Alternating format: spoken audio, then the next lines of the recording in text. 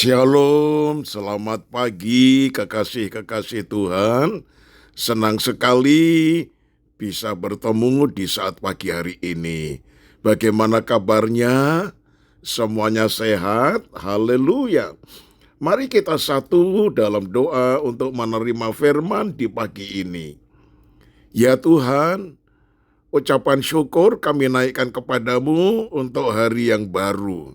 Itu sebabnya berfirmanlah kepada kami khususnya dalam hari-hari menantikan Roh Kudus. Kami rindu Tuhan akan memberitahukan kepada kami bagaimana sikap yang harus kami laksanakan untuk menerima Roh-Mu yang kudus.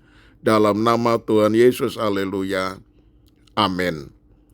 Nah saudaraku, tema pagi ini yaitu sikap orang percaya untuk menerima Roh Kudus. Lukas 11 ayat 13 berbunyi demikian.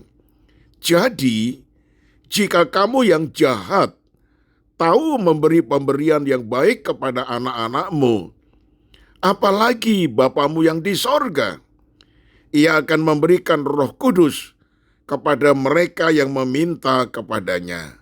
Nah, saudara, Roh Kudus adalah pribadi Allah yang bekerja dalam kehidupan orang percaya. Dia menghibur, dia menolong, dia memberi kekuatan, dia menginsafkan kita akan dosa dan memimpin kita kepada kebenaran. Namun saudara, seringkali orang percaya ingin dipenuhi Roh Kudus tanpa mempersiapkan hati yang benar. Pertanyaannya, sikap seperti apa yang harus dimiliki orang percaya untuk menerima pekerjaan Roh Kudus dalam hidupnya? Yang pertama, milikilah hati yang haus dan rindu akan Tuhan.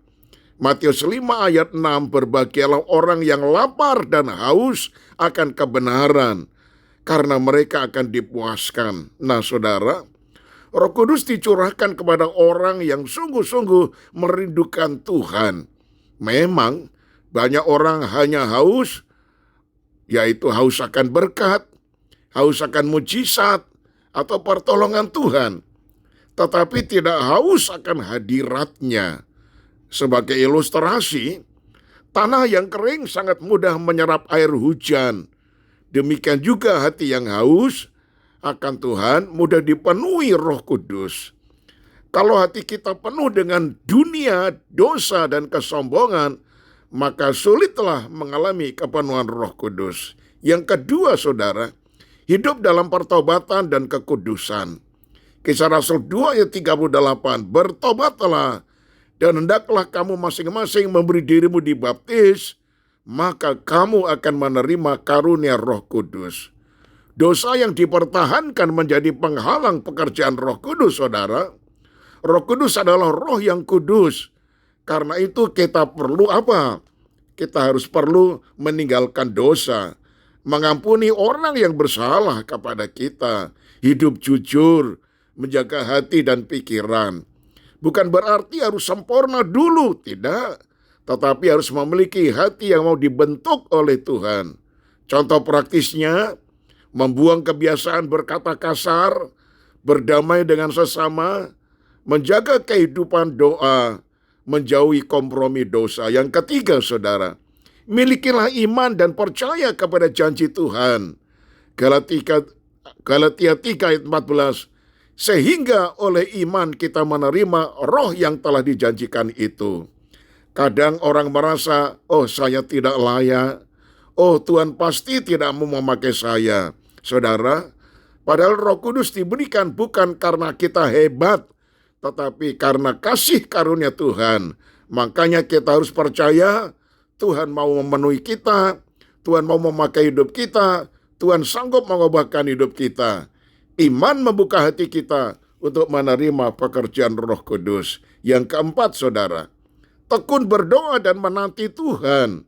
Kisah Rasul 1 ayat 14, mereka semua bertekun dengan sehati dalam doa bersama-sama. Sebelum Roh Kudus dicurahkan pada hari Pentakosta, saudara, murid-murid tekun berdoa. Kadang-kadang orang ingin mengalami kuasa Roh Kudus secara instan tetapi tidak mau membangun kehidupan doa. Roh Kudus bekerja dalam hati yang mencari Tuhan, yang menanti Tuhan, dan yang setia berdoa. Sebagai ilustrasi, api unggun akan tetap menyala kalau terus dijaga. Demikian juga kehidupan rohani akan menyala saat kita tekun berdoa dan bersekutu dengan Tuhan. Yang kelima, saudara, milikilah hati yang taat kepada Tuhan. Kisah Rasul 5 ayat 32. Roh Kudus dikaruniakan Allah kepada semua orang yang mentaati Dia.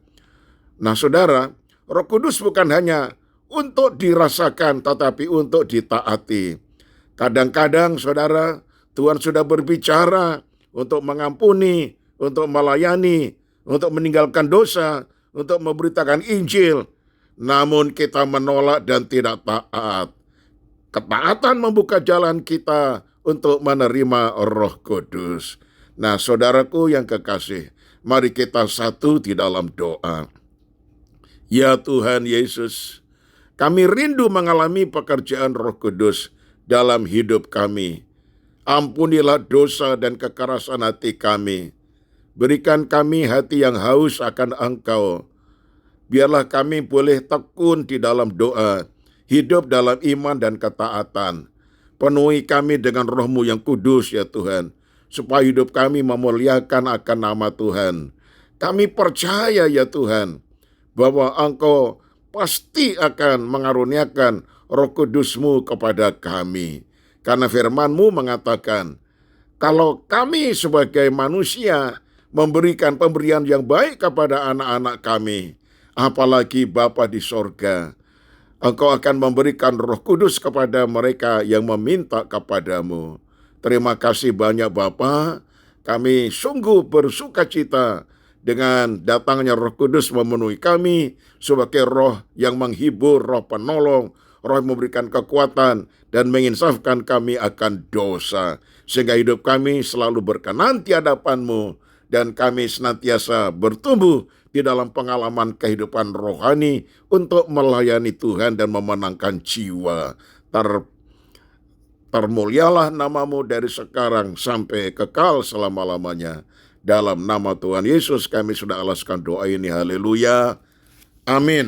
Terima kasih atas segala